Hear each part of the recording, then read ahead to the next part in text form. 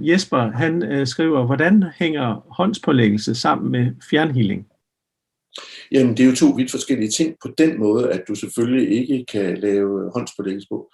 Men du kan være nærværende, også i fjernhealing. Altså, jeg selv har, og det er jo så også noget, jeg har beskrevet i den her lille bog, hvordan jeg selv arbejder med fjernhealing. Og der er simpelthen vist, hvordan med tegning og sådan noget, hvordan det foregår.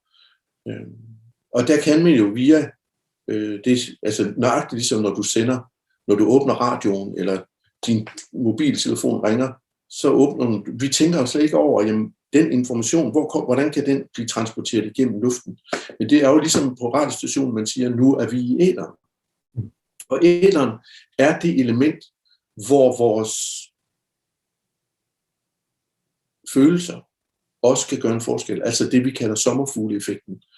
En sommerfugls vingeslag på den ene side af jorden kan afstedkomme en vulkan på den anden, og så videre, eller en storm på den anden. Og på samme måde skal vi altså forestille os, at alle de tanker og de ting, vi giver energi, de forplanter sig i æteren og sætter noget i gang. Det har en konsekvens, alt hvad vi gør. Og når vi virkelig målretter os mod en klient et andet sted, jamen så vil vedkommende også kunne mærke det, og specielt jo, hvis man er målrettet en gruppe, der arbejder med. For en årrække siden, der gav jeg et foredrag for nogle praktiserende læger her i Aarhus omkring healing.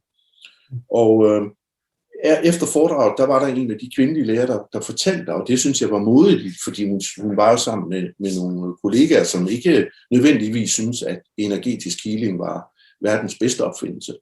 Men hun fortalte, at de har haft en fælles en vennegruppe, som også havde fået et par måneder at leve i på grund af cancer. Og de hver aften kl. 19, der havde de bedt for vedkommende. Og det havde de gjort i nogle måneder. Og den mand, han levede stadigvæk nu, efter mange, mange år. Og hun sad og sagde i den her gruppe, jeg er slet ikke i tvivl om, sagde, at vi gjorde en forskel i den situation. Og det er lige nøjagtigt det, sådan som det er.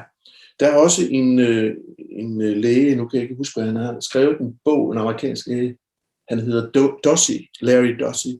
Healing Words hedder bogen. Og han er leder på et hospital for kræftsyge, ontologisk afdeling. Og han frustrerer sig simpelthen hver dag over, at resultaterne er så dårlige. Og pludselig en dag, han er ikke religiøs eller noget, inden han skal på stuegang, der får han den impuls, at han skal bede for nogle af de klienter, som han nu skal ud til, som er hårdest ramt. Og han oplever faktisk, at det gør en forskel. De får det bedre. Og der har vi det bare. Problemet er, at man skal over den hurdle med, at man virker det nu? Ja, det gør det. Yeah. Fordi alt, hvad vi sender ud, det har en konsekvens. Vi er bare ikke klar over det, fordi vi ikke altid ser konsekvensen. Men jeg lover jer for, at det virker. For eksempel seeren, han hver eneste dag havde seeren et program ud over de fjernhealinger, han havde, hvor han sad og koncentrerede sig for eksempel om situationen i Mellemøsten eller nogle andre steder. Og som han sagde til mig, jamen, der er et helt broadband, eller hvad hedder sådan et frekvensområde over hele jorden, hvor der sidder forskellige, der sidder buddhister, der sidder ortodokse kristne, der sidder alle mulige, og beder for situationen i verden her, der eller vej.